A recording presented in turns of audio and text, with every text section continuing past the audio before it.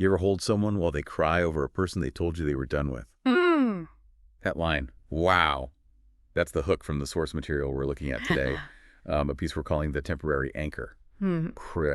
And it just perfectly sets the scene for this really painful, really intimate dynamic we're diving into. It's about being that person, the support system, maybe the rebound for someone who's still very much hurting from a past relationship. Yeah, it's a situation a lot of people find themselves in, I think. It's incredibly common and just as incredibly challenging.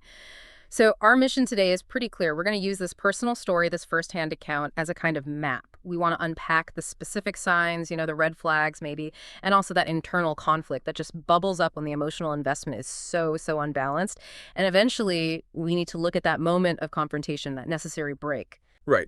And context is key here for everyone listening. So the narrator, he's been seeing this person for about 4 months. It's not like official. No capital R relationship, he says. But it feels like something significant. There's intimacy. And critically, he's become her go-to emotional support. He puts it plainly. She calls me when she's down. I hold her when the world gets heavy.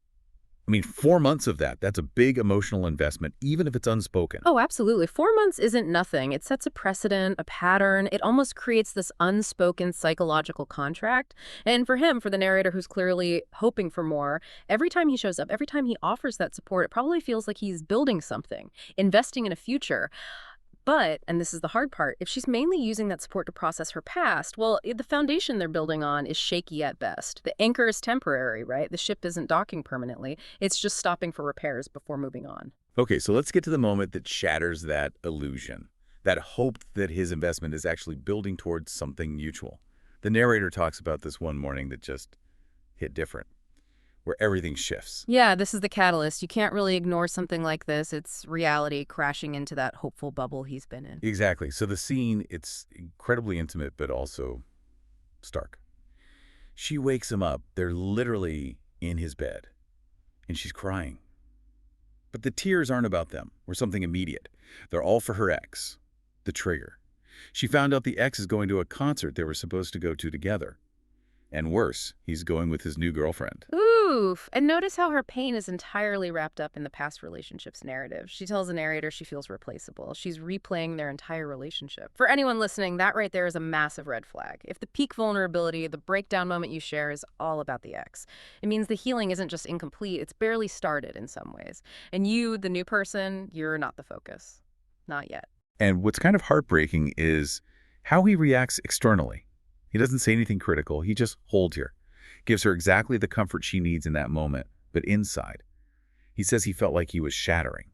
The internal cost was huge. That internal shattering, that's the psychological impact of severe cognitive dissonance. It's the clash. He's physically providing comfort, stability, warmth. But internally, he's realizing that all his actions, all that support, isn't building their future. It's just being used as, emotional first aid for her past. He puts it so well later, realizing, it felt like I was just a soft place to land until she stops bleeding over him. Yeah, it's that silent agreement to be the helper, not the partner.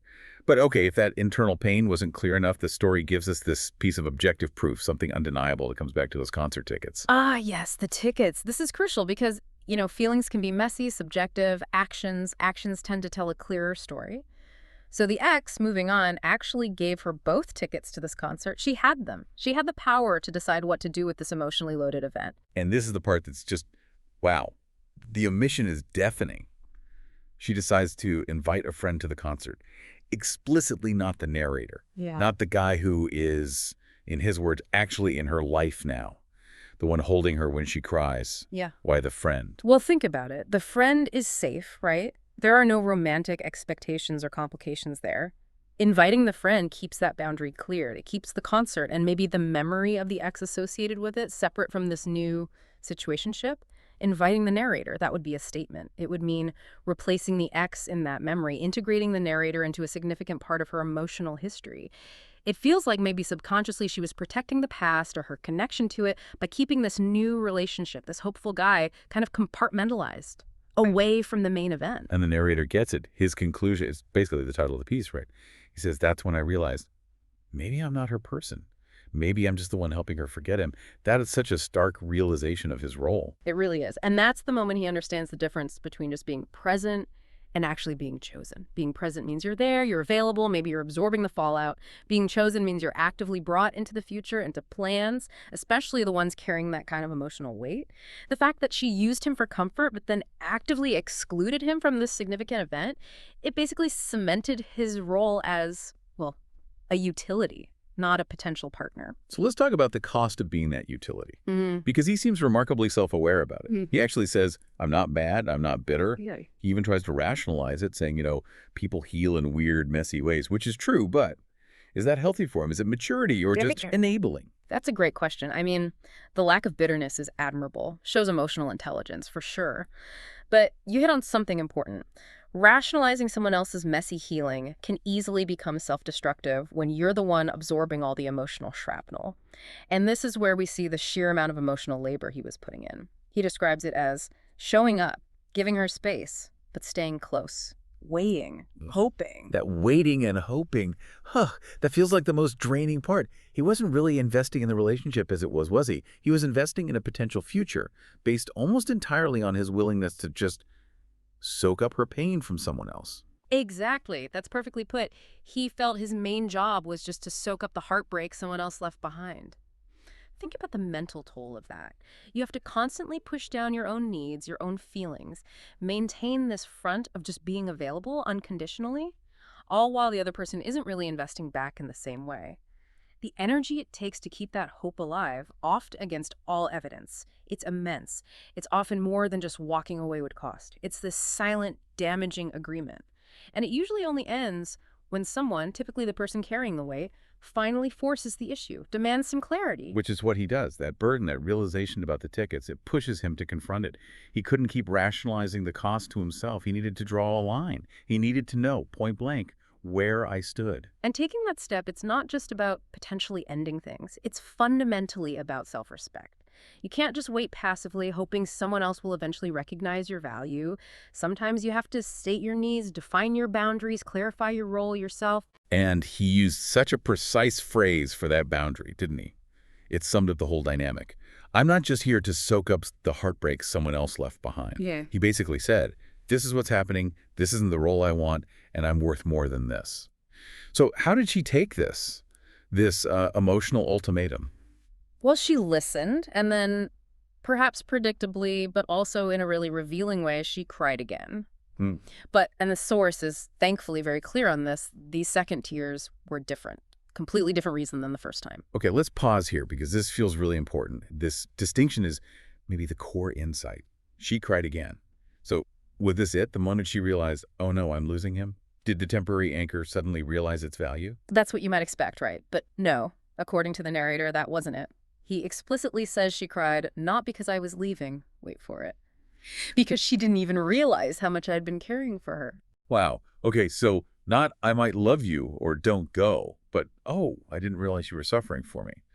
But couldn't you argue, maybe devil's advocate here, that she was just so consumed by her own grief, her own stuff, that she genuinely didn't have the capacity to see his burden? Is it really a failure of empathy or just extreme self-absorption that he kind of allowed? It's a fair point, and it speaks to the nuance. It might not have been like malicious neglect. It probably wasn't intentional cruelty, but it was a relational failure, a massive blind spot. The very fact that she was shocked to learn about his burden confirms she saw his support, his stability as just there, like a utility, an endless resource. Her tears weren't about losing him as a potential partner.